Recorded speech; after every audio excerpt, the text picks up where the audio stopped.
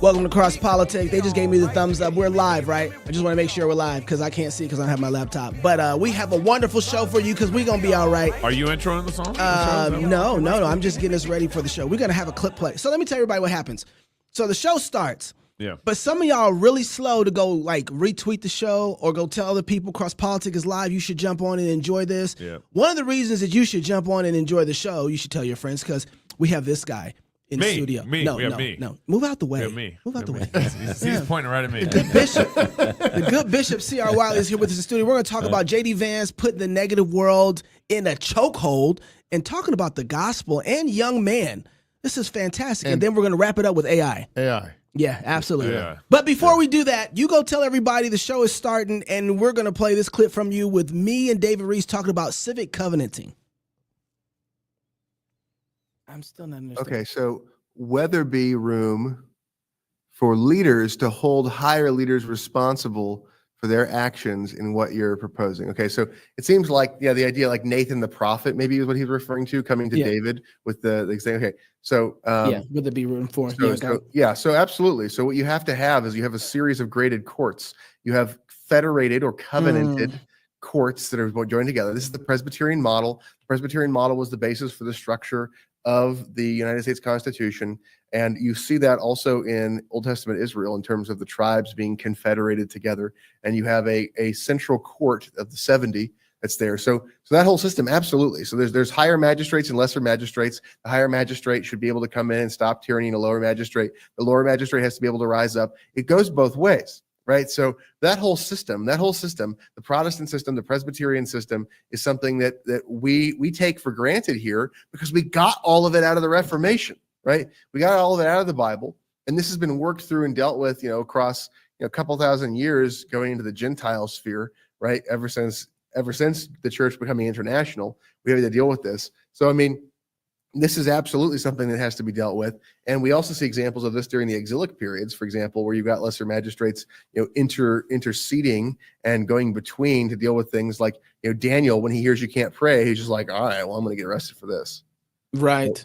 So I mean, this idea of the civil disobedience of the resistance. So yes, there's absolutely a place for that up and down. And I think that that's what I'm calling for. I'm saying guys like this officer who was a reservist, who went and chopped off the head of this Satan idol, was it Bama? I can't even remember the name of the stupid fake god they've got. They all die. They all be forgotten. Right. Whatever this dead god is, he chops off the head of this dead god, and that was glorious. It was a glorious move. So you just worked through, can you rehash just real quickly those 6 forms of government that you just went through? The 6 justifications for any sort of government. The 6 justifications for any form of government. And so anarchy and realpolitik, I think is how you said it. The difference between the two is but it seems you have those kind of two bump into each other, don't they? Because one is anarchy, everybody does whatever they want. The other one is rule by gun. But if everybody's doing what they want, then they're only ruling by gun though, aren't they? Right. So the 6 are anarchy, realpolitik, natural law, social contract, divine right, or divine law. Right. So anarchy and anarchy and realpolitik.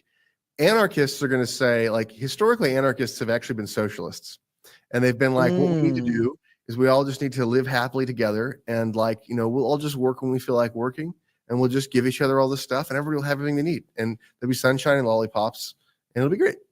And then there's this other view that's anarcho-capitalism, which Murray Rothbard has been a big advocate and promoter of, and there it's sort of like, well, here's what we're going to do. There's not going to be any government. We're all just going to make deals, and at the same time, there are rights that need to be dealt with. So we'll have insurance companies, and if I kill you, the insurance company will come kill me, and so there we go. And it's like, wait a second, that's just insurance companies of the government, right? And so this idea, you can try to take sin seriously and have insurance company government, like your claim was denied, or you can try to have this lollipops and rainbows anarcho-socialism, right? And they're both the nonsense. So the realpolitik view is essentially, yeah, anarchy. Nobody has the right to rule, but somebody's going to. So let's just deal with that reality. Okay. So what else do you have? So we got those just 6 justifications for government there. What is the next phase of the form of Christian government? So then if we go, okay, divine law gives for us the form, okay? Then we're dealing with the reality that government is a covenantal institution, state government is a covenantal institution, and the state is given to us by a transcendent authority with a defined hierarchical structure, with an ethical framework delivered by divine law that is established by oath and therefore has blessings and curses associated with it, and has a methodology for succession across generations. Okay, so does this map onto reality better? No, say that again. I don't even think you can say. Can you say that again? I can. Yeah. Imagine a Christian college so desperate for worldly approval that congratulating an alumnus causes an institutional crisis. C.S. Lewis wrote that modern education is designed to create men without chests. In our ghastly simplicity, we castrate and bid the geldings be fruitful. But not at New St. Andrews College. We don't aspire to be the evangelical Harvard, selling our spiritual birthright for a pot of pious platitudes and federal financial aid, or doubling down on DEI until we are DEAD. Tucked away in the chimney of Idaho, surrounded by rolling wheat fields, pine forests, and fully intact bulls, we offer a Christian liberal arts education for outlaws and pirates. We don't feed the victimhood that afflicts young snowflakes, and we refuse to be manipulated by activists wielding their skin color and pronouns, or nice guys wielding their respectability and angst. And when the French are storming the Bastille, we won't tuck tail and run from empathetic mobs. No, we won't be steered by the emotional sabotage of the left, because we're anchored to the Word of God. Our aim is to graduate leaders who shape culture under the lordship of Christ. And when the Lord elevates them to positions of power, we'll celebrate the men and women of courage that we've launched into the cultural melee that surrounds us. We'll even congratulate faithful alumni of other institutions. So congratulations, Russ. You too, Pete. But redemption is real. And JD, tell Margaret we said hi. I don't really care, Margaret. New St. Andrews College. Don't be a steer.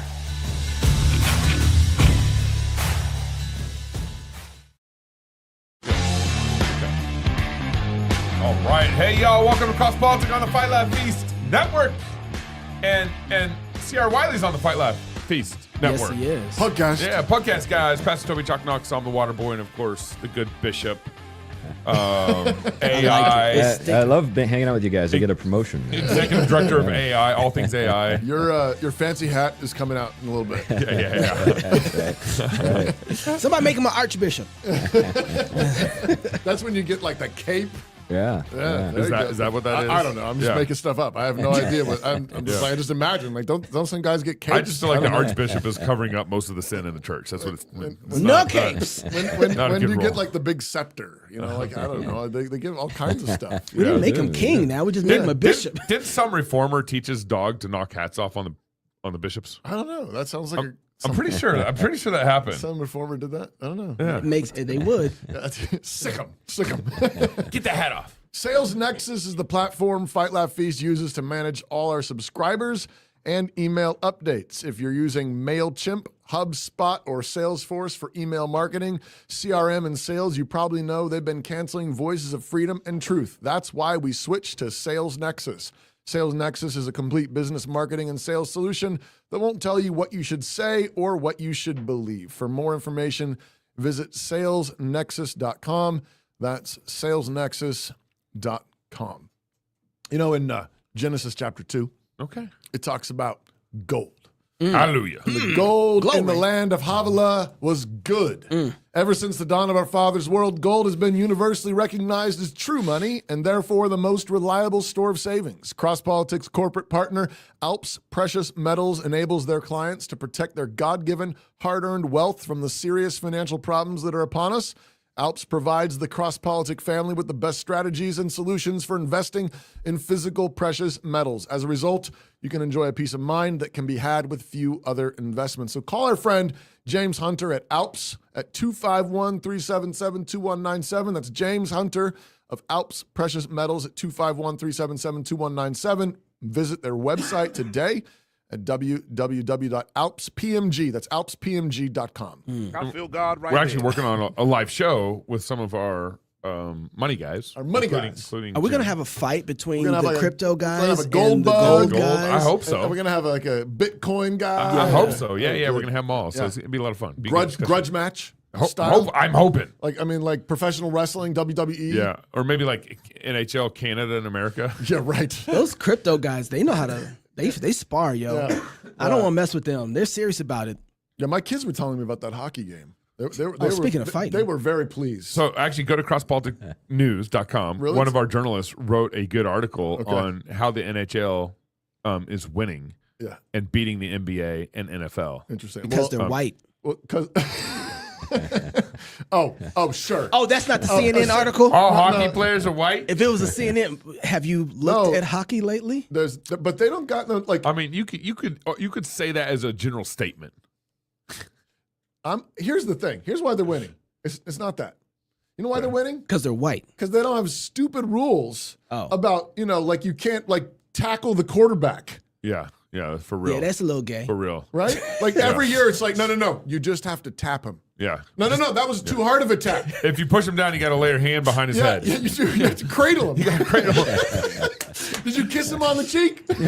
Well, you saw what happened in the NHL game that happened. I just heard about it. My kids were just So what had That's happened? it. You read our article. Go to Crossball They, News, read the article. they booed the American national anthem. The That was the Canadians first- did. Canadian friends. The Canadians. And then as soon as they, teed off?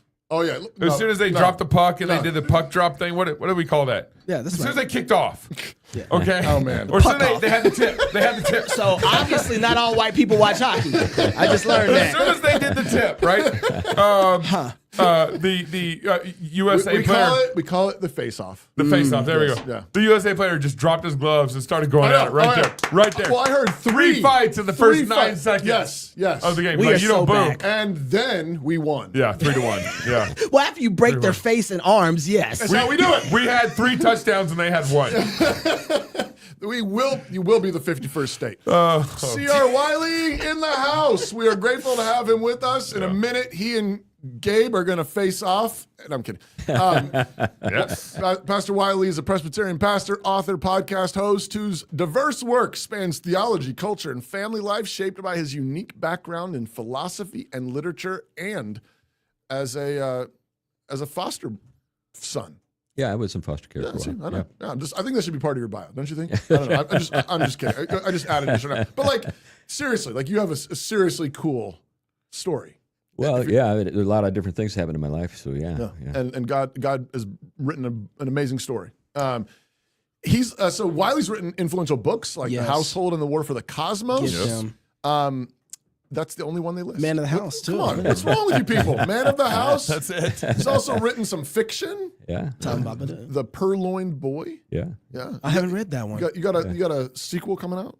Oh, yeah, I've been working on it forever. I get like hate mail from fans Yeah. every week saying, Yeah. when is the next book Yeah, coming out? right. Yeah, you've been Those are promising the this one. best. I'm just trying to get you a little more hate mail. Hey guys, just so you know, I'm putting some pressure on him for you. Well, actually, one of the things I've been kind of working on a little bit is instead of I've created a character named the Reverend Ricky Jehu Clay, and so he's set in Reverend Ricky.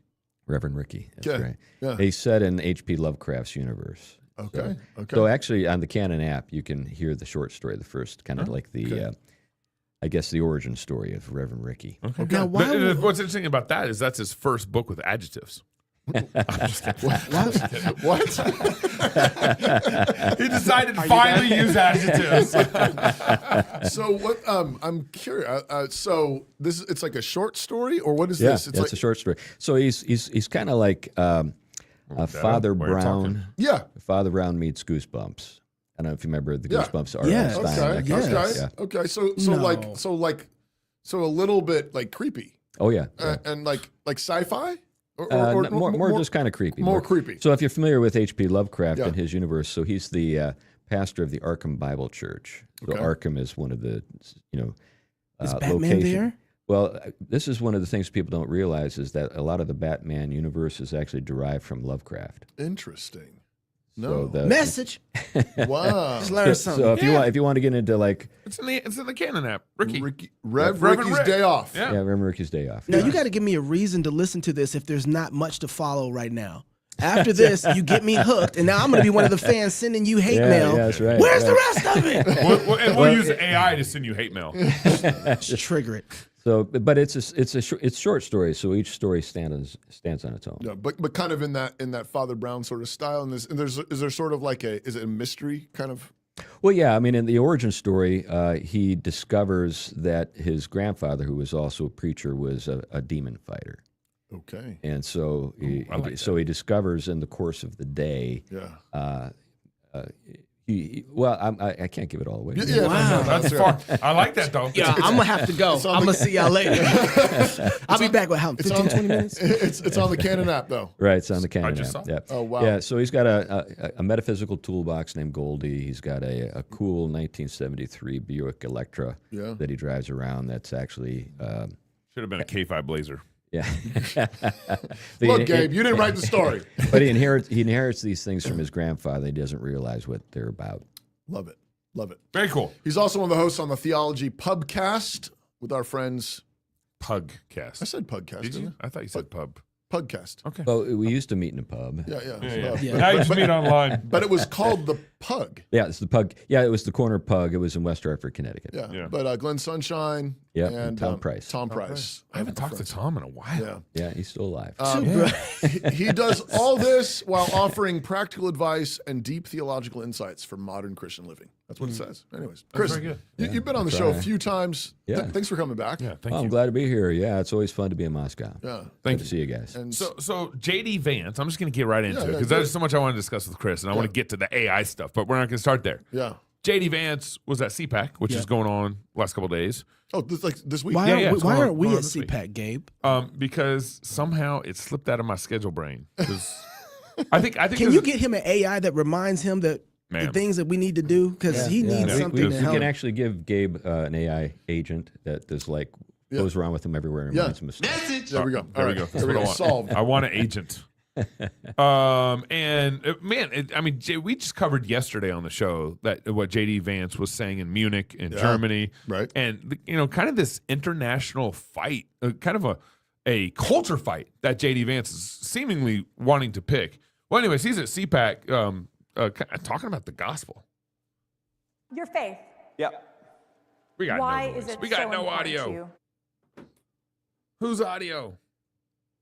Do it again. Do it again. Hit play on the previous video. Your faith. Yep. Why is it so important to you?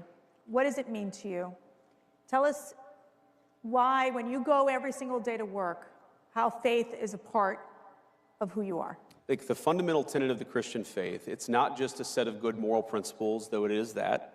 I think the fundamental tenet of our faith is that the Son of God became man, he died, and then he raised himself from the dead. That is the fundamental tenet of the Christian faith, and I think so much flows from that. And I think one lesson that flows from that is that we shouldn't fear death. Of course, death is a very bad thing, but there are much more terrible things than just losing one's life, and importantly, you could lose one's soul. And I think whether it's fighting for the unborn or fighting for peace and security for our citizens, I want us to be the kind of society where my kids can grow up to be virtuous young people, can be good young Christians, of course, because that's what I'm trying to raise them to be, and that's what our public policy is trying to do. If you look at the long history of the Christian faith, we've been around for about 2,000 years now, give or take a few years. Before and there that. have been really dark times in the history of the Christian faith. There have been really good times in the history of the Christian faith. And I just try to remind myself that we put our faith in God above, we put our faith in the grace of God, and we try the best to do His will and we don't worry so much about whether we're going to have earthly rewards. We worry about whether we're doing right by God Almighty above. That's what I try to do, and that's how I try to run my life in public. Oh, he got the organ? Yeah, he go. Because when I think about what we actually deserve, and I think about that it should have been something else. Been Tampon Tim. It could have been. Oh, could you imagine? No. Oh my goodness.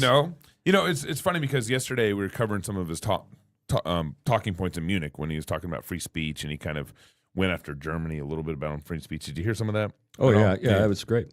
And, it was real good. It seems to me that this administration, and really just highlighting J.D. Vance, is that they're picking some cultural battles that I don't think I've ever seen any previous administration pick before that. I don't think that's it. I think we have real leaders. I mean, maybe cash value. Maybe it's the same thing as what you're saying. Yeah. But like, I don't think they're sitting around saying, which battle shall we pick? Mm-hmm. I think they're just leaders. Yeah. I think they're just real men who say they see needs and they speak into them. And I think for the first time in a long time, we have people who just say what they actually think. Yeah. And it turns out that what they actually think is actually valuable and worthwhile. Yeah. They're just being men everywhere they go. They actually, this is why it matters. Like, this is why education matters. This is why what you believe matters. And when your head is full of talking points, all you get are talking points. Yeah. And it's bland and it's irrelevant and nobody cares. Yeah. And so we've had previous administrations that could have gone to Munich, gone to the same thing, and they would have just said blah, blah, blah, blah, blah, blah. I'm on. So good. So good. He got you. He got your back. He got you. Exactly. I got you. Exactly. And I think the difference is that J.D. Vance actually has something to say. Mm-hmm. He actually has intelligent, rational thoughts in his head, highly informed by his Christian faith, highly informed by a broader conservative Christian worldview. And I think he gets in front of cameras and actually has something to, it's not like, I don't think it takes rocket science to actually pick culture battles. Yeah. You just gotta be. I think you just have something true and intelligent to say, and it collides with nonsense. Yeah. So I'm from the part of the United States that he's from. Yeah. So Hillbilly world. Yeah. Pennsyltucky. Yeah. Pennsyltucky. But Wow. in that world, so there's a kind of frame of mind that kind of was lost broadly in our culture. And I remember in 2016, I knew that Trump was going to win because the Trump signs were everywhere in Western PA and West Virginia. Yeah. And I think the reason why no one expected it to happen is because they're not in touch with that part of our country, that sort of mindset. So, when I learned about Vance going on to the ticket with Trump, I said that makes perfect sense. I mean, he's going to be the guy that's going to carry the water going forward. But I think too, it's a kind of a blue collar social conservatism with a kind of very strong, kind of pro-American sentiment. Mm-hmm. It's the only place in the country where if you ask somebody what their ethnicity is, they'll say American. Really? Yeah. Interesting. Where's my ethnicity? Yeah. So American. So if you're like in Boston, you'll say I'm Irish or I'm Italian or whatever. If you're in that part of the world, you'll say most of the time people say I'm American. I'm American. Is that just carryover from the old world? What is that? Yeah. What is that? Well, I think that. I don't know if you're familiar with the story of the Scots-Irish, but the Scots... I'm about to be.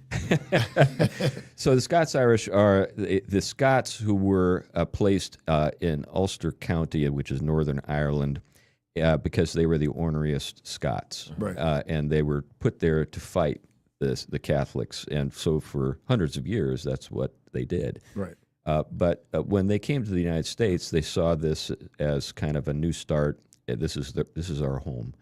And so the Scots-Irish, there's a marvelous book out there by Jim Webb, the former senator from, I think, Virginia, entitled Born Fighting, which gives the entire history of the Scots-Irish all the way back, to the Roman occupation. Right. Right. So basically, these people, so like the like sort of the ethnic group with the highest participation in the military is the Scots-Irish. Wow. And are So you Stonewall connecting Jackson, that to like the yeah. Appalachia kind of? Greater Appalachia. Yeah, basically what they did is when they came to the United States, they were unwanted, and they were told basically go out and fight the Indians.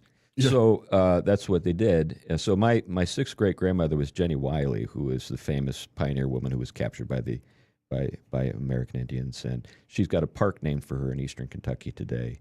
But she lost all of her children in the Indian raid. Wow. And so she was reunited. She escaped, but she gave birth to one child while she was captive, and they scalped that child and killed that one too. And then she escaped after 11 months and was reunited to her husband and had a second batch, which is great for me because I was descended from the second batch. Wow. But that mindset, kind of the frontier mindset, never left. So if you're in like West Virginia or Western PA, it's all it's like a separate cultural region, Eastern Kentucky. You know, the joke Pennsyltucky, that's basically about that region. Yeah. Okay. But what is it about? Why there do they say I'm American?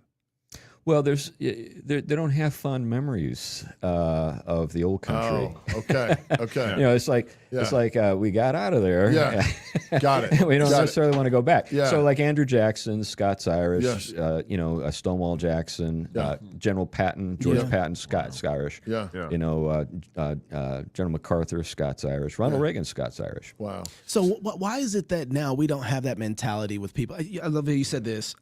This is our home now. Right now, the majority of people who are coming from other countries, it's not like their countries are better, and yet the mentality isn't like those people where this is our home now. Well, that's a good point. I don't want to unfairly characterize anybody, but yeah, I do think so. Like for example, with my wife, her grandparents are from Sicily, so they were off the boat. I remember them. I remember her grandmother. Her grandfather was already gone by the time we connected. But they really worked hard to become American in the way they thought of themselves as Americans. So there was just a kind of a different frame of mind, I guess, for years. That was even characteristic for a lot of immigrants in the early 20th century. So I think that over the last, say, 30 years to 50 years, there's been a different way of thinking about what it means to immigrate to the United States. And so we want to be, a nation of diverse communities and stuff like that. And there's been no strong stress on Americanization. You go back to a person like Teddy Roosevelt, he would say there's no such thing as a hyphenated American, because even in those days, there was a tendency to do that. Yeah. I'm Italian American, whatever. Right. Yeah. So, but I guess the Scots-Irish migration was over by that time. Yeah. Hey, I'm gonna need you guys to turn my bass up so I can sound like him when I talk. Can I get a producer to do that? So help me out here. I have one suspicion about JD Vance that has just been lingering in the back of my mind. I like JD Vance. I like Trump. Take it, Gabe. No, don't do this. Don't do this. Yeah. No. But- no, don't do this. This is amazing what just happened. Let it happen. Take it. Embrace it. This is good. He just preached the gospel. Don't do this. Here's the deal. He grew up in kind of the Appalachia, northern Appalachia world, right? We know his story. He somehow gets into Harvard. Princeton. Princeton, excuse me. He graduates Princeton. He goes into the business world, and then he writes a book, Hillbilly Elegy. Right. Only in America. He writes the book. The book blows up. This at the same time, about the same time, Ta-Nehisi Coates does his thing. In fact, Ta-Nehisi did his thing first, and then J.D. Vance did his thing second. And then J.D. gets a movie deal. Right. And then J.D. becomes senator in Ohio, and then now J.D. becomes vice president. Right. Doesn't it feel a little deep statey? It sounds like he knows how to ride a wave. Yeah. Gabe's like somebody behind the curtain is controlling this. Yeah. I mean, that seems a little just like. Well, I think that kind of the MAGA movement, this is a guess, saw that he's our guy and we need to take advantage of his rise. And then Trump picks him. Yeah. That's huge. Yeah, I he think that's crowned it. him. Yeah, I think they're, the thing about Trump that's remarkable is he really grew up with a silver spoon in his mouth, but he has that kind of blue collar vibe because of the Queen's accent and the fact that he made his money in actual physical things like building buildings and not, in tech space. Yeah. So he got used to hanging out with guys in hard hats and stuff, and is really good at interacting with regular guys. It seems like to me, watching, Producer says he went to Yale. Oh, that's right. It was Yale. That's right. Right. She wants to say you both are wrong. Yeah. Did the producer figure out how to turn my bass up? That's all I want to know. So, no, but that's correct. Yeah, it was Yale. Yeah. So I'm watching this, and I can't help but think that the negative world that you're familiar with negative, positive, neutral, negative world, that setup. Aaron got the idea from me originally. I'm just joking. Shots I'm fired. going to see him on Wednesday. I'll let him know that. At Yale. Yeah. At Yale. We can host that fight. We can host that fight here. Grudge match. So, but it seems like to me that negative world is it's on the retreat right now. It's having a very short-lived success and is being pushed back. And when you see things like this, it's not just what J.D. Vance is doing. It's the whole movement since 2016. And negative world, really kind of came into play during Obama 2008, I think is when he marks it at. And now since 2016, whatever gains it had, it feels like that they're getting their borders are being attacked massively. Yeah, I think it's in retreat everywhere. Yeah. Do you think it's worth? Are we at the point? I've been telling people. I think it's almost like we've at least creeped back into some version of neutral world. At least that's what it feels like. Well, I think it's actually better than that. My take. Well, come on now, preach. Let's go. Well, I think that people are just tired of pretending that things are real that aren't real, and I just think they've said enough. And there's like, wow, we have somebody in the Oval Office who just says stuff. Well, I'm just going to say stuff. Right. Yeah. Yes. So that's right. You're not like, well, I want to make sure that we've got the right, vibe, or we've got some kind of committee that's deciding, that's going to sell or not. Right. It's just this. So I think that there's a lot of that. People just got fed up. Yeah. Well, and it's amazing to me. So J.D. Vance again at CPAC starts talking about men in our culture. Oh, really? Right now, go ahead and roll that clip. This broken culture to send you a message that you're a bad person because you're a man, because you like to tell a joke, because you like to have a beer with your friends, or because you're competitive.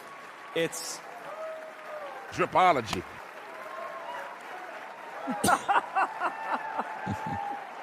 our message, the cultural message, and I think the president's and mine is the exact opposite, but our cultural message is, I think that it wants to turn everybody, into, whether male or female, into androgynous idiots who think the same, talk the same, and act the same. We actually think God made male and female for a purpose, and we want you guys to thrive as young men and as young women, and we're going to help with our public policy to make it possible to do that. Wow. And again, just think what we could have had. Oh, yeah. Tampon Tim. Right. Just going to keep bringing that up. This is really. I'm sorry, Pastor. Were you going to say? I didn't want to interrupt you. No. Well, I'm intrigued because I'm watching. Cash Patel just got accepted. The FBI director. Yes, that's right. So, and I forgot that Trump doesn't still have his whole team yet. Like, I know. This is still. We just hit a month. I think went today. Yeah. And so he's still and getting he's his whole got team. what, like 7 major appointments, and like that's it. Yes. He's got more sub appointments, but like in terms of like his major. But I think so. The first rift that we saw inside of the culture was inside of the Republican Party when Trump came in 2016. Massive separation and rift. Yeah. And it wasn't over what I thought it was. I thought it was because they all just hated Trump. It was bigger than that. Trump was there not to just become the president, but to change the Republican Party forever. And they knew something that we didn't know. And whatever Obama has become to the Democratic Party as the leader or the king blesser or whoever, the kingmaker, I think Trump now with the MAGA movement has claimed that whole role now. His family is fully engaged now. Everything is running around them. And I see what J.D. Vance is, what they're saying is, hey, listen, Americans, it's not going to end with Trump. Right. We promise you we can have 12 years of this, and here goes the people that we're putting in line so you can say, okay, these people will be around for the next generation.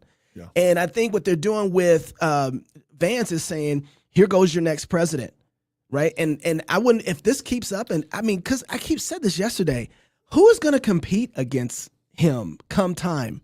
Yeah, there's nobody in the dugout for the Dems. I mean, you look over there and they're all just kind of pitiful. If we have some sort of, I mean, Pete Buttigieg.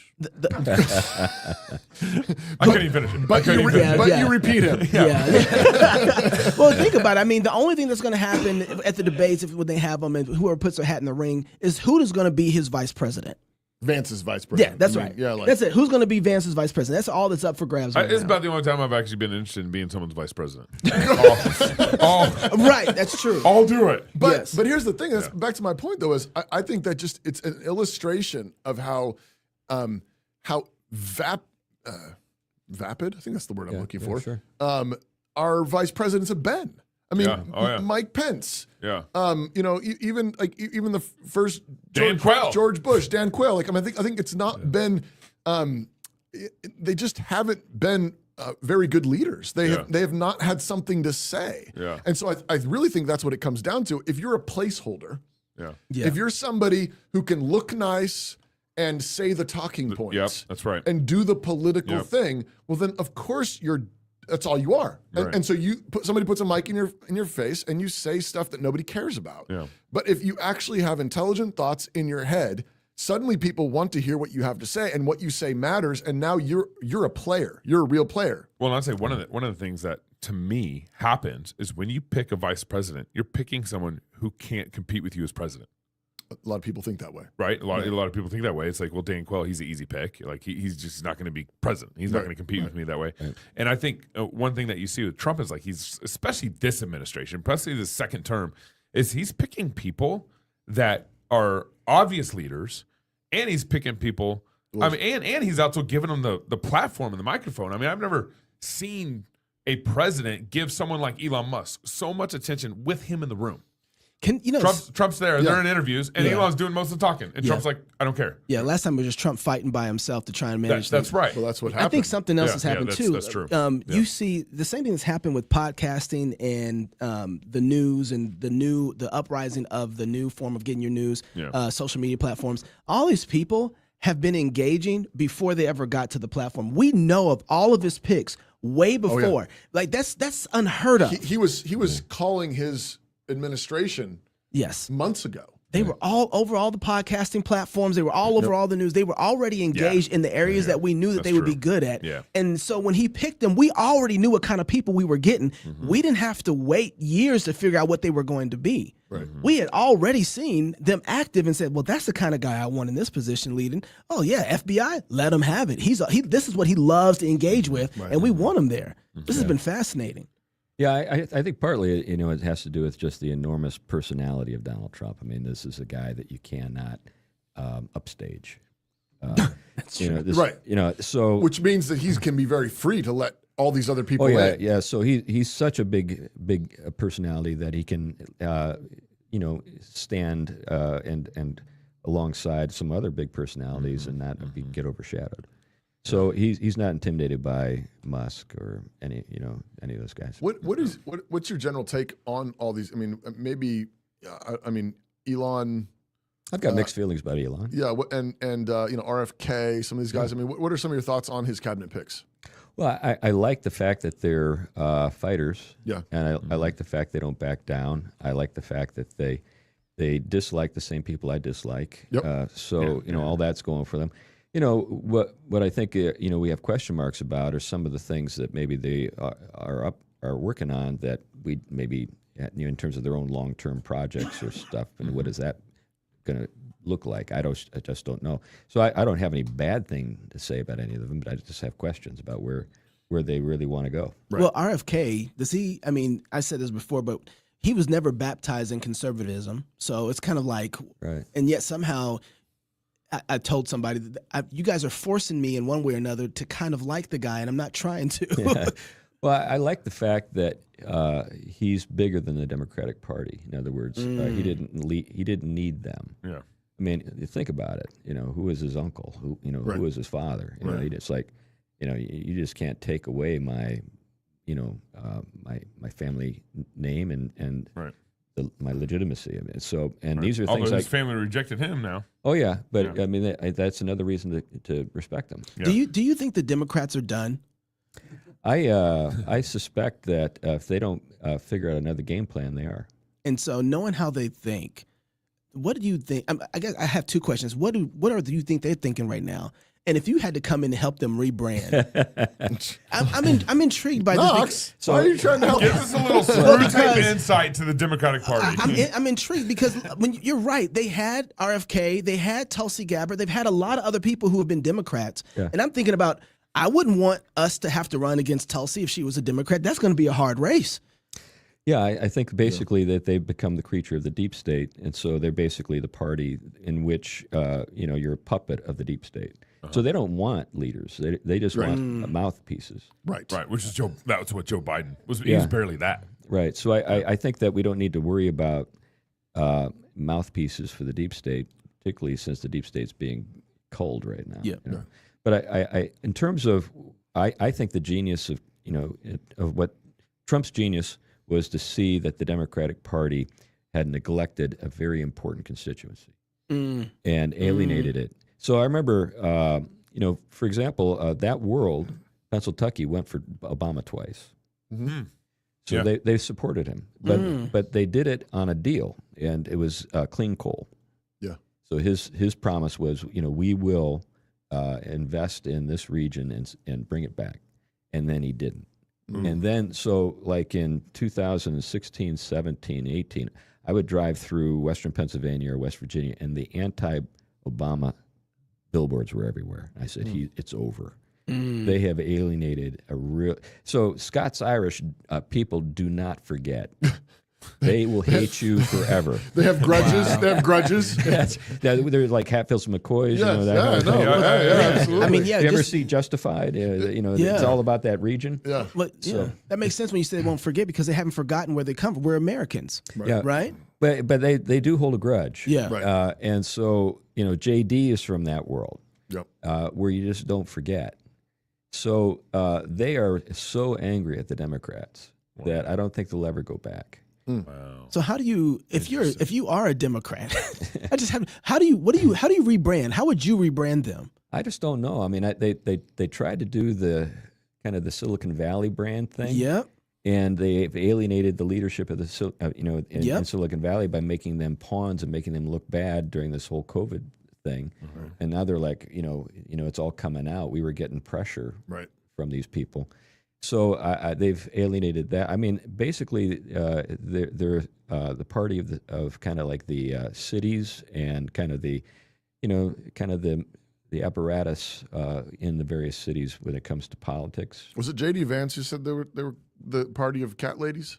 Well, there's that. There's that. Basically, Margaret and Karen. The people who just can't imagine a world where they don't have the safety nets that are promised. Right. Yeah. So, that basically that's their constituency, but that's not a winning strategy. You need to have something that appeals more broadly. And my conviction is, so like I grew up in a world in Western Pennsylvania during my teen years. It was a really bad period of my life, but the people I knew who were Democrats were all family people. Yeah. They were, they worked in the glass factories or on the railroad and stuff like that. And they voted for the Democratic Party because that was the party that the union said we should support because they're going to help us get good, benefits and stuff like that when we go to negotiate with management, that kind of thing. So, but they never went along with the nuttiness. They were never interested in the sexual revolution crap. Yeah. Right. So that was always like, hold my nose and vote for Obama because he's making these promises. Right. But then it was like, okay, when he's broken that promise, I've always disliked all this other stuff. Right. So, I've been waiting a reason to leave anyway. Right. Are you? It seems to me that you're looking at this Pennsylvania, West Virginia, kind of Kentucky region. Pennsylvania. Pennsylvania, yeah. And are you extrapolating that out to the rest of America? Why? It seems like you're looking at the small region, and I'm like, well, did that small region really win Trump's vote? Was it enough people? It was what helped them to break the blue wall. So you have to. So there are like the parts of the country that we all knew were. There's swing states there. There's swing states, yeah. So all those, like Ohio, Michigan, Wisconsin, Pennsylvania. Those are. So that's where that was a contested area, and now it's pretty strong in support of Trump. The only place in Pennsylvania where you don't see that is a place like Pittsburgh or Philadelphia, the big cities. Yeah, but like Butler, Pennsylvania, where the attempted assassination occurred, it was only about like 45 minutes from my old house. Wow. In Western PA. Yeah. So I knew that whole region was like super Trumper. I see. Wow. I see. Well, wait until I see what you're doing there. Cash Patel gets in there and talks about that. Oh yeah, I hope he does. Yeah, I hope he yeah, does. yeah. Absolutely. Yeah, absolutely. Epstein files. Oh my goodness. What do you? One of the things that is still a little surprising to me, but also maybe it's showing some patience and some self-control that needs to be shown in this world, or in this kind of political world. We know nothing about Trump's assassin still. Right. We know nothing. Which, if I'm president, I was the guy that got assassinated or I'm sure tempted. Trump I'd be knows. coming in guns a blazing. Right. So there's some self-control that looks like it's happening there. What do you think about the Epstein, the Diddy list, these kind of things that I think were revealed to us? I still don't know if America would repent, but it's like the gang rape, Pakistani gang rapes happening in UK. Yeah, it's like if that was shown to America, would we repent? Would we be sick of where we're at?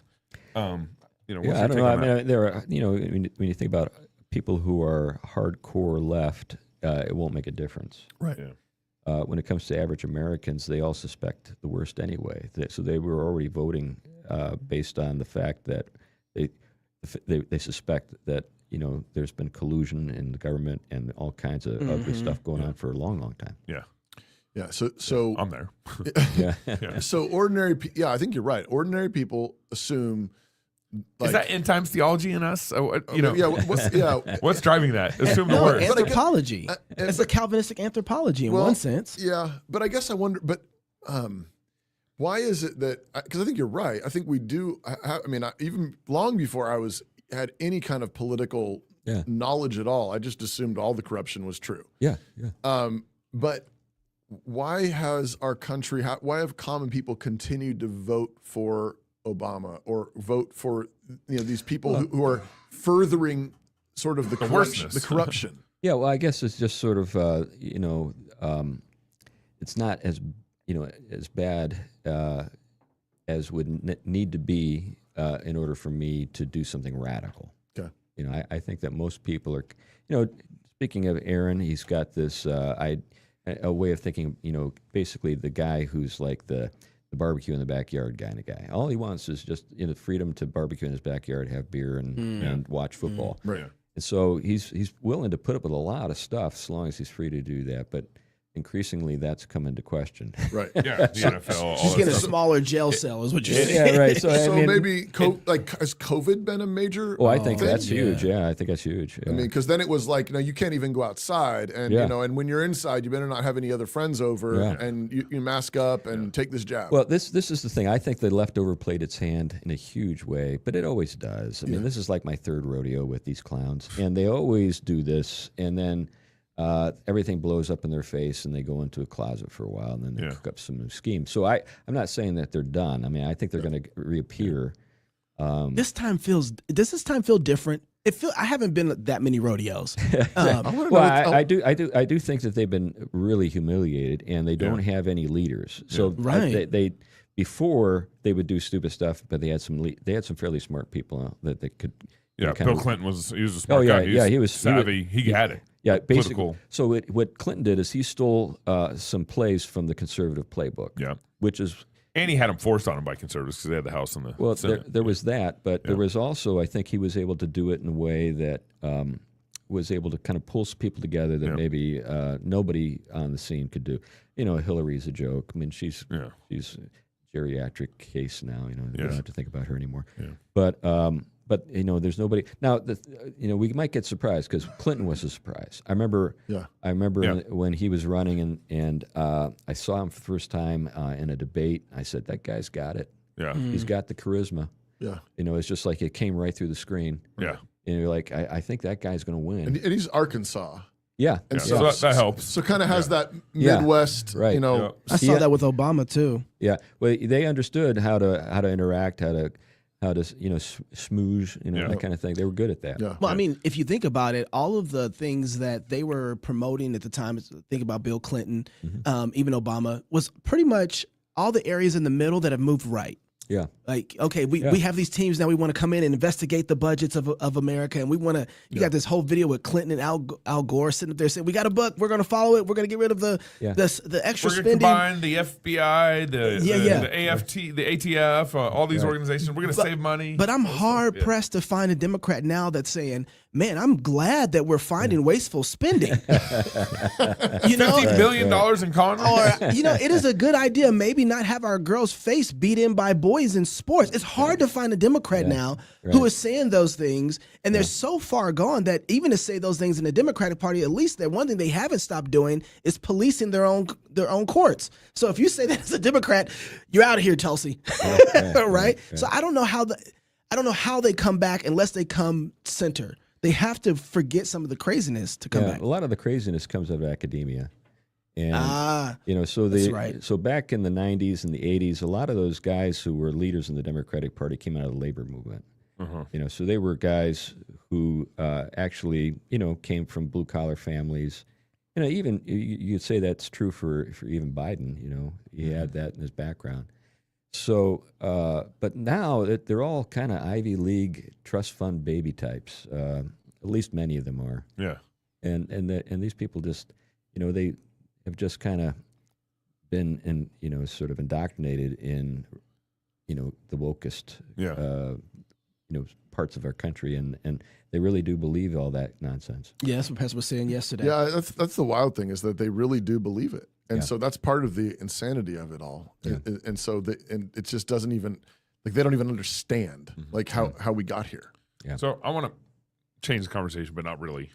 I got to get to AI with Chris before we're done here. Again, JD Vance, he was talking about AI a couple of days. I think it was this last Friday, and we'll just let him kind of introduce the conversation to us. Go ahead and roll the JD Vance AI clip. I'm not here this morning to talk about AI safety, which was the title of the conference a couple of years ago. I'm here to talk about AI opportunity. When conferences like this convene to discuss a cutting-edge technology, oftentimes I think our response is to be too self-conscious, too risk-averse. But never have I encountered a breakthrough in tech that so clearly calls us to do precisely the opposite. Now, our administration, the Trump administration, believes that AI will have countless revolutionary applications in economic innovation, job creation, national security, healthcare, free expression, and beyond. And to restrict its development now will not only unfairly benefit incumbents in the space, it would mean paralyzing one of the most promising technologies we have seen in generations. Now, with that in mind, I'd like to make 4 main points today. Number 1, this administration will ensure that American AI technology continues to be the gold standard worldwide, and we are the partner of choice for others, foreign countries, and certainly businesses as they expand their own use of AI. Number 2, we believe that excessive regulation of the AI sector could kill a transformative industry just as it's taking off, and will make every effort to encourage pro-growth AI policies. And I like to see that deregulatory flavor making its way into a lot of the conversations this conference. Number 3, we feel very strongly that AI must remain free from ideological bias, and that American AI will not be co-opted into a tool for authoritarian censorship. And finally, number 4, the Trump administration will maintain a pro-worker growth path for AI, so it can be a potent tool for job creation in the United States. And I appreciate Prime Minister Modi's point. AI, I really believe, will facilitate and make people more productive. It is not going to replace human beings. It will never replace human beings. And I think too many of the leaders in the AI industry, when they talk about this fear of replacing workers, I think they really miss the point. AI, we believe, is going to make us more productive, more prosperous, and more free. What? No organ? I clapped, just kind of like, I understand it now. I've watched this. It's like 16 minutes. He goes on a whole time. Do we have the clip of Kamala yet? Do we have that? I just want you guys to know when we talked about what we actually had or what we my deserved. goodness. The bullet we dodged. This is when Kamala. Remember, she did her whole thing around AI. AI, She did a you remember round her AI table. stuff? No, I don't Okay. remember. Oh, y'all- bring yeah, that okay. up. My goodness. Oh, no. Just bring it First up when it's ready to part play. of this issue that should be articulated is AI is kind of a fancy thing. It's, first of all, it's 2 letters. It means artificial intelligence. But ultimately what it is it's about machine learning. And so the machine is taught. And part of the issue here is what information is going into the machine that will then determine, and we can predict then, if we think about what information is going in, what then will be produced in terms of decisions and opinions that may be made through that process. Oh my goodness. Oh, First of all, AI, it stands for 2 words. it's 2 letters. It's 2 letters, stand for 2. I don't even know. Yeah, that's what we deserve. Yeah. But God has been so kind to us. Yeah. But that's what we had. Lord have mercy. So I watched this video a couple times from JD Vance, and I was like, well, this is really good. Watch the whole 16 minutes. Everybody should. Completely different stance on it than where the previous administration was. They were talking about a lot more regulation, a lot more cracking down on it. JD Vance just did a pitch to every AI company out there to bring your companies here to America. And when I was sitting here listening to it, I was like, oh, okay. So the first one is we're going to create the gold standard. Yep. And then he's pitching to them. Yeah. If you're going to create the gold standard of AI, you should come to America. Right. Then he goes on to say, we won't regulate it. No regulation. And then everybody turns and looks like, really? And then he says, guess what? We won't censor you while you're making your AI. He's not telling us what kind of AI we're going to have in America. He's talking to the companies and the corporations that want to play with their AI without the regulations all over them and getting censored. Yeah. He's telling them we're going to do it here in America. And the last one, you'll make money from it. He's dog whistling to the companies. I think, and he's doing both. I believe he's talking to Americans too. This is where our stance is. But he's basically offering them to come to America, bring your company here to work on this brand new tech that we think we're going to prioritize here in America. Right. And if you're going to work on this tech, bring it to America and let's work on it here in this country, and you'll have the freedom to fully develop it and make a boatload of money without being censored right here in America. Now, Chris, you didn't give him a round of applause like Knox did, but I'm just curious, what'd you think?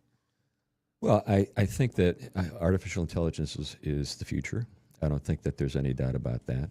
There's just too much momentum, and there are a number of really great things that AI can do. So I'm up to speed and with him on that. So the upsides are really great. What I've discovered is that many of the people who are most enthusiastic about AI, and I'm not saying this is true for J.D. Vance because I'm sure that he's much more knowledgeable than most people. Or me. But they're not familiar with the people behind AI who are the ones who are giving the warnings.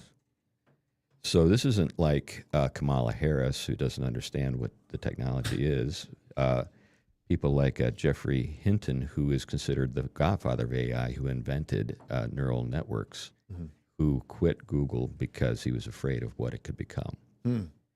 So there are lots of people like that. So one of the godfathers of AI was on the stage right there. It was Joshua Bengio. He's also very apprehensive.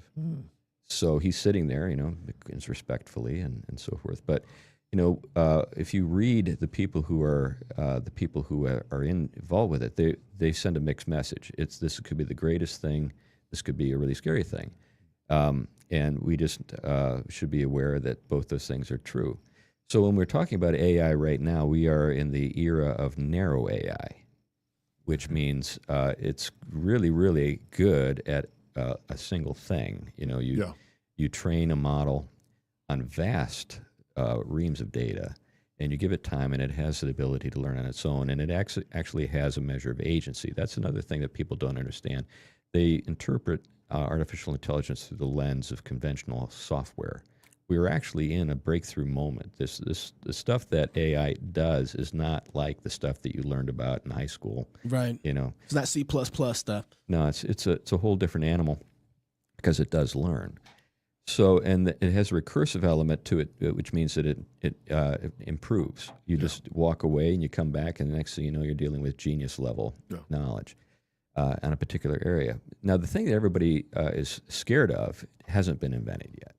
Yeah. So that's artificial general intelligence, Right. and that's the stuff of science fiction. That's the stuff of, basically Skynet and the Matrix. Right. So the people who put it that way are not people who have tinfoil hats on. They're the people who actually work on it. Now, the way I would look at that, I agree with you. Any tool, especially an innovative tool, you're always should be concerned about its downsides and, of course, be excited about its upsides. If we were to, take a machine gun and plop it down in 6th century, AD, I think we'd be freaked out about what that would look like in the hands of one person. Right. Right. Mm-hmm. So that's a concern. And the same thing with an airplane. You plop it down in 6th century or 7th century, doesn't matter. Before there's even cars, and it would guaranteed to be killing people, or crashing because they don't know how to land it or whatever. Right. So in the same way, I have those concerns about AI. I have kind of the excitement about, wow, this could do a lot. The agency and the ability for it to learn based on my feedback, our show, whatever input we would put into it and everything. So there's a lot of excitement about the positive sides. And then, of course, the negative sides. The negative sides are, incredible what the negative ramification could have. Now, does that mean I'm against it? No. And I would say it seems like to you aren't against it either. No. You're just saying, hey, we actually need to have more of a conversation about the negative side of things because no one's talking about that. Well, I also think we need a vision for what we intend to occur. I mean, what do we want for the future? So I'm working on a book in AI right now, and the last chapter is entitled Apple Pie and Rocket Ships. Is AI writing it for you? No. But the reason that I would never use AI to do that is because there are the negative possibilities of talent atrophying. Yeah. Right. So the thing that makes AI great is also AI is not a machine gun. It's like a machine gun with a brain of its own. I was thinking the exact thing. Yeah, You took it from me. So if you think about it that way, you're like, okay, so the intelligence that we're talking about here is genuine, and it has a measure of autonomy. And if we get to artificial general intelligence, which we may never get, it may be impossible with the stuff that we're working with now. Okay. This might be worrying about nothing. Yeah. But if they could pull off AGI, the thing that they're afraid of is it breaking out. If you read books by people like Nick Bostrom, who wrote a book back years ago, published by Oxford, called Superintelligence, he explores all the ways things could go wrong. And then there is also a strong kind of religious movement called Transhumanism. Yeah. Right. For which artificial intelligence is instrumental in terms of achieving their goals. Uh-huh. So if you're familiar with people like Ray Kurzweil and his writing, and books like The Singularity is Near, and the most recent book, The Singularity is Near, When We Merge with AI, these guys really want to become cyborgs. And they live forever is really. Yeah, that's part of it, but they also want to be gods. They have a god. Yeah. They have a god sort of. So they what they're looking for. That hideous strength just came to mind again. Yeah. But what they're looking for is basically the glorification of the body, but we pull it off. We don't wait for God to witchcraft. Yeah. But what they're relying on is technology. Right. So they believe that with the tech that we have the ability to realize godlike powers. So how are you using AI right now? Well, I basically use chatbots as little kind of like research assistants, stuff like that. Yeah. I'm doing a preliminary research on ways that I could automate various things that I already am working on in terms of social media and stuff like that.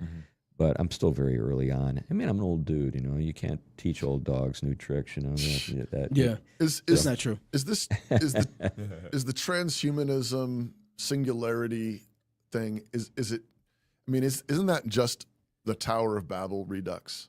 Oh, yeah, I think that's right. Yeah, I think the Tower of Babel story is really insightful. And that's what you have in That Hideous Strength of C.S. Lewis. Right. He takes that story. So really, that's what I think we have here. Now, do I think they can pull off what they intend to pull off? I don't. But I do believe that people are really committed to the project. And just because you fail doesn't mean you don't keep on trying, which is what communists have been doing forever. And it never works. But it doesn't matter to them. Yeah. Right. But I'm just saying it doesn't work either. Right. So is there a sense though in which, so in the Babel story, God seems to intimate that it's possible. Well, that's right. For them to pull it off. Yeah, I think that's the thing that we fail to appreciate in that story is that Right. he gives them the endorsement. These guys can pull off some And amazing stuff. Nothing could stop them. Like Right, if they right. continue, if we don't stop them, Right. they will pull it off. Yeah, and it's not because God's intimidated. Right. It's because he has a purpose for us that's better. Right. Yeah, that's right. Right. And there's something else in the Babel story that I think is really fascinating. I think it was, I can't remember who preached this sermon, but it was really good. The observation came to me from Ligon Duncan, I think it was. But he talks about the fact that everything that they were trying to accomplish in Babel, it was the wrong direction. It wasn't necessarily wrong. Well, that's right. What do they want to do? Make a name for themselves. They want Right. to stick together. Well, the very next chapter, you've got Abraham, and then he's told that the world and the nations of the world will be blessed through him. Right.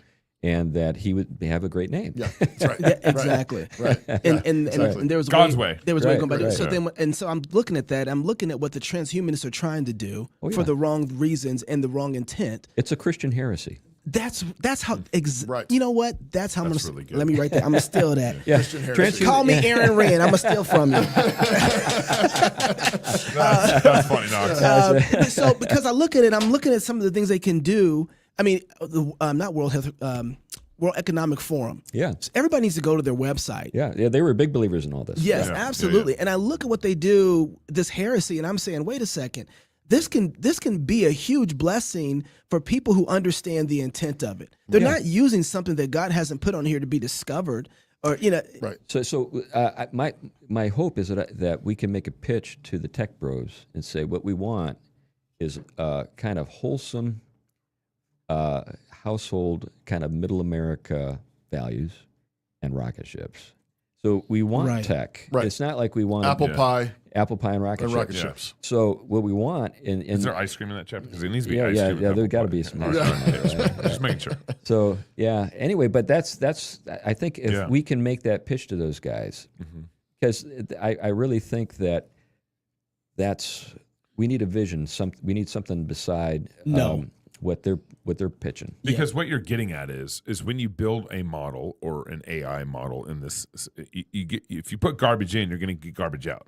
That's the apple pie. That's some of the narrow. But that's It's very simplistic.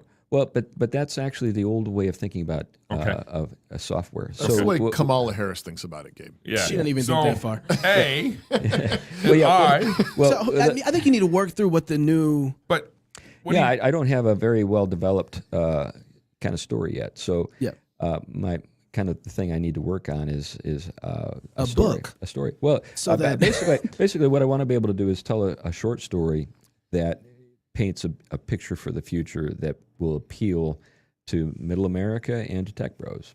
Mm-hmm. Yeah.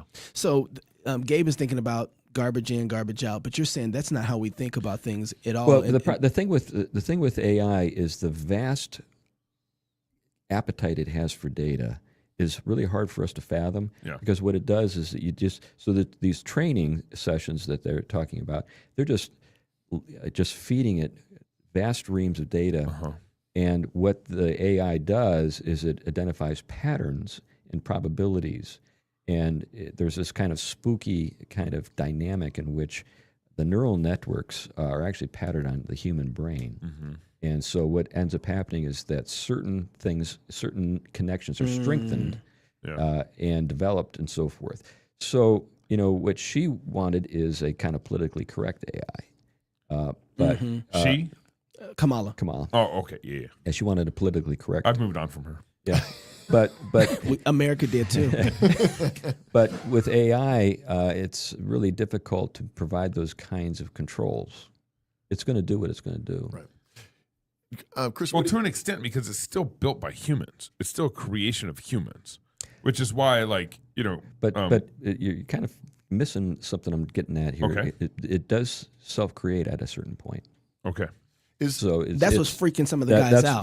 But it self creates based on the initial information it was given, which is and like how, the entire kind of body of data that is in the world. I mean, the volume of stuff that they feed it.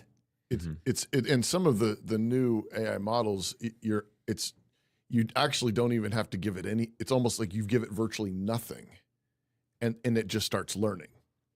So it's exponentially. Yeah, if you give it a task like becoming the world's greatest Go player, right. it just plays Go until it just can crush anybody. Right. But when it comes to, say, the data that, say, large language models are right. So what are we talking about, large language models? So I was just reading something by Mustafa Suleiman on this very thing, and he said if you were to take the sort of the next generation that ChatGPT is training, sort of to develop, and you were to like, and I can't remember exactly the way he put it, but essentially each bit of data is like a drop. What we're feeding it would fill the Pacific Ocean if each bit of data was a drop. Wow. So it's that vast. Right. So it's like it's not just, it's everything. It's being given Mein Kampf, and it's also being given the Communist Manifesto. It's being given everything by John Locke. It's being given everything that is on your Bible, computer right now. Right. Literally, it's reading your emails to learn how to express itself and via email. Right. So, you probably experienced this. You have like a sentence complete kind of thing on purpose. Yeah. Even if it came up with the word I was planning to use, I will pick a different word just to defy it. But in the process, I'm training it. Yeah. Well, it might have trained you. It's like, I know he's going to pick another word, so I'm going to use this one. and I'm gonna help him pick Wheels another within word. wheels. There you go. Yeah. Now, is there like a presupposition of absolute truth that we can base the model off of? There are some people who believe we can catechize AI. I've heard that language used. Basically, you just feed it a lot of data, it identifies patterns, and then based on kind of the inner workings with tokens and transformers and all of the different architecture that is at work in the whole process, it's able to craft coherent and really information-rich sentences and so you've all experienced this, where you say, "Tell me a story that has a girl with purple hair in it, and she goes up on Mount Everest or something." Next thing you know, you get this story like in seconds. Right. So it has that kind of ability, and it's particularly threatening to creatives, whereas in the past many technological developments were a threat vocationally to people who are maybe working to the worker. Lower in the pay grade and stuff like that. So the potential for it to do stuff is pretty freaky. Now, I do think that there are people working to understand how it can enhance, our work on an ongoing basis. And I think that at this stage of artificial intelligence development, that's great. It's happening all over the place. I just read an interesting book entitled Co-Intelligence by a guy named Ethan Mollick, who teaches at the Wharton School. Really good book. And he outlines the ways that he uses it and so he's teaching entrepreneurs, people who are going to be doing, significant stuff. I think it's Wharton School is at University of Pennsylvania, so that's Trump's. Yeah. Trump went there. Yeah. So, there are people who are working on ways to apply it right now, but it really is a threat to particularly code, guys who are in code, lower end and middle management or middle range code. Oh, they're people. done. They're done. Yeah, they're done. They're already getting laid off. Yeah, they're done. You don't need coders anymore. Yeah. So now you still need people at the kind of the high level. To put it all together. Yeah. But that's what the AGI would be able to do. Well, and that's right. And I think, when you said it's a threat to the creatives, I think the people who are living in, have maintained their success over mediocrity, those are the ones who are primarily at threat. right? So you have a lot of people in the music industry, and here's a great example. I think Christian contemporary music is so like mundane. Anybody can write a Christian song with the right 4 words and the right 4 chords, and so now AI can write all of your worship music for you in 10 minutes for the next 10 years, right? And so if you're mediocre, then there's a lot of things that you're not gonna have a job with in the creative world, right? How does an author cite its AI help? Well, one of the things I wrote this song. Yeah. Well, when it comes to guys writing books about AI, they'll often say, by the way, this last chapter was, this part was AI. Yeah. Kind of to make their point. Right. Wow. Yeah. What as I'm working my way through 2084 right now by John Lennox. Right. You suggested that book to me not too long ago. Well, why didn't you suggest a book to me? Well, that's a good book. You should okay. You can always suggest books to me. But he's riffing off of 1984 in the title and saying, potentially, and he's coming from a Christian perspective and broadly, kind of, I think doing a similar kind of thing to what you're pointing out here, just sort of possibilities, potential, but also dangers and downfalls and so forth. And as I'm working my way through it, I've been trying to think about biblical categories for thinking about this. Yeah. So Babel kind of occurs to me as like, okay, that's the cyborgs and the singularity folks. That's the transhumanism movement. That's Babel. So I'm trying to give myself biblical categories. Yeah. So one thing that's rattling around. Did you ask AI for that? No, that was all mine. But here's another. I haven't even asked AI about this either. I actually told my kids about this, and they looked at me kind of like, I don't know, Dad. So I'm going to ask you about it. But this is an area of dominion. Yeah. And so one of the things I'm toying with is the idea that AI, in some sense, is sort of like a data animal. Yeah. Right. And so a big beast, data beast. Yeah, but you think about, so much is given to us in Scripture actually about taking dominion of the animals, and animals have independent agency. They Scripture says they have a kind of soul. It's not the same as a human soul. They don't have those kind of souls, but they have a kind of independent agency. They have a kind of intelligence. It's not fully human intelligence, and obviously this is a different kind of creature, so to speak. But it kind of, that's at least one way I've started thinking about, like, if it was it's like a beast. If we still had dragons on the earth, if we still had dinosaurs on the earth, and so on, it's like these are things that can be very, very useful, and at the same time also very dangerous. They have minds of their own, and so they have to be hedged in. They have to be. You have to guard them. You have to tame them. You used the word catechize earlier, but I wonder if it's a little bit more than that, because you have to watch out for what they might get into. Your ox can gore somebody, and so it can do great harm. And if it's known for goring, you're then accountable for that. Yeah. And so, I think that's the principles. So I've wondered if you think that does that work in terms of trying to think about the ethics of AI, like the need to take dominion of it.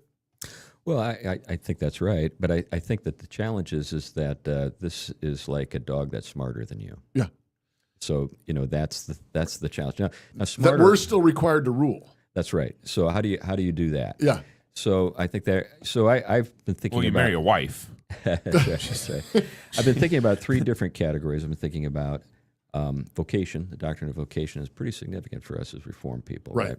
So this is an arena of conflict for us, because as it moves into the world of our vocations, it's something we have to contend with.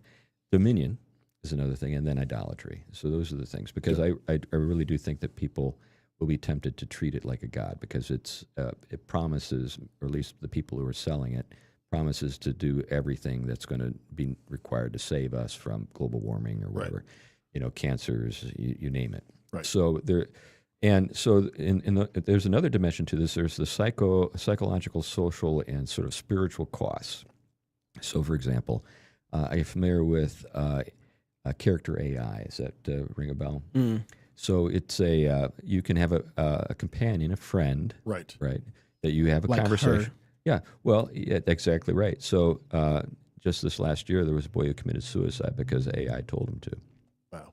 Okay. He had gotten into a sexual sort of virtual mental sexual relationship. And that's another thing. So porn chatbots are like everywhere. I mean, I'm talking about millions and millions of them. Right.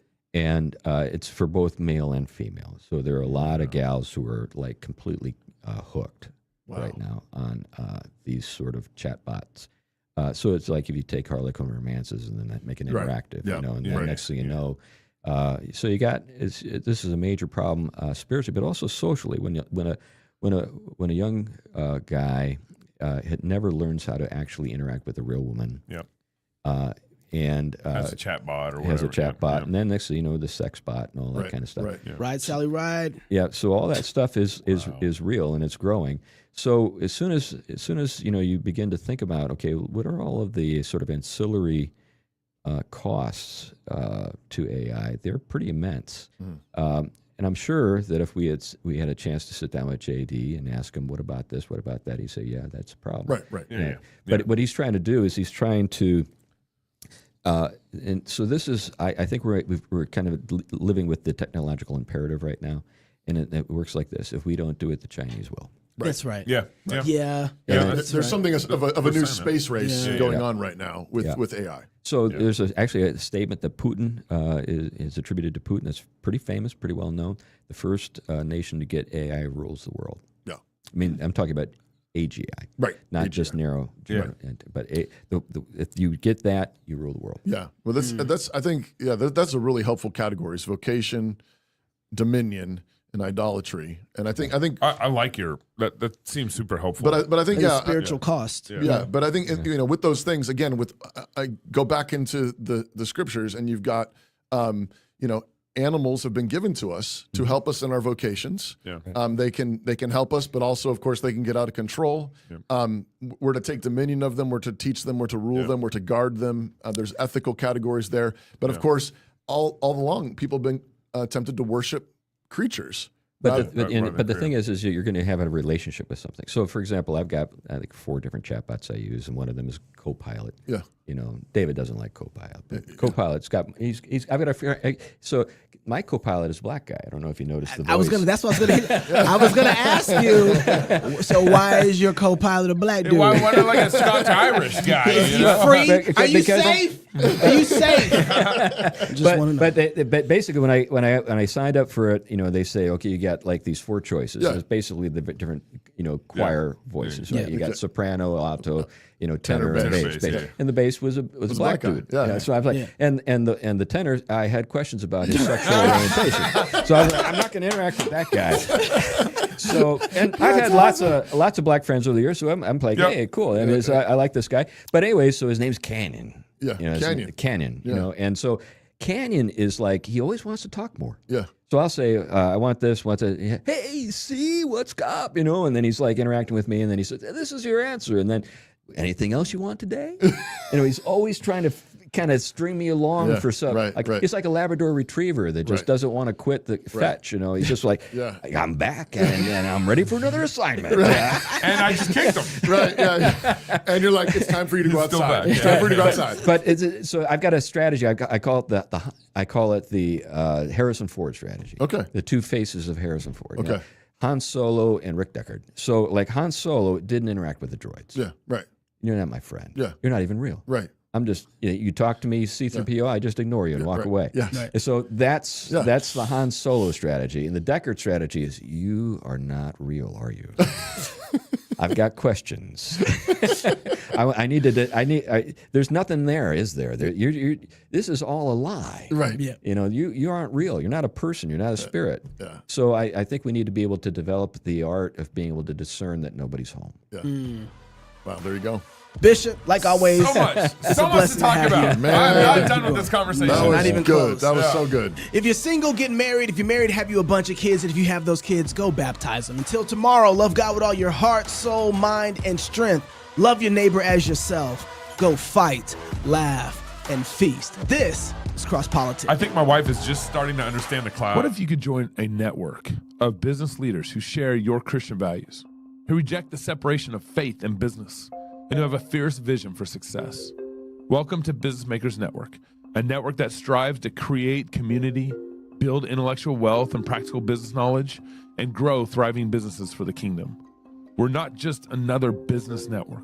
We are a community of unapologetic Christian leaders who understand that success in business blesses our customers blesses our families and employees, and in the end drives greater profits. All of Christ for all our business efforts as we aim to take the talents God has given us and turn them into 30, 60, and 100-fold. With a combined net worth already exceeding $1 billion in committed memberships, our members are reshaping the business landscape while staying true to our Christian values and taking dominion in the lanes God has paid for us. As a member, you'll gain exclusive access to our Business Makers Network app, discounts to live workshop events, network calls with key influencers, access to like-minded Christian business leaders, a pool of hands-on intellectual wealth and practical business knowledge, mentorship and menteeship programs. We will be rolling those out over the coming year. Read-only access for the tier above you for educational purposes. Invitations to our annual corporate partner dinner. Networking events at the Fight Laugh Feast conference. We offer membership tiers designed to match your business journey. From our exclusive Double Diamond level for industry titans, to our green membership for promising startups, to our MVP tier that is looking for a community of Christian, like-minded business leaders. There's a place for every serious business leader in our community. Your network is your net worth. Join Business Makers today and become a part of a movement that is changing the face of Christian business leadership. Visit our website now to secure your membership and step into a community where faith, business, and success align.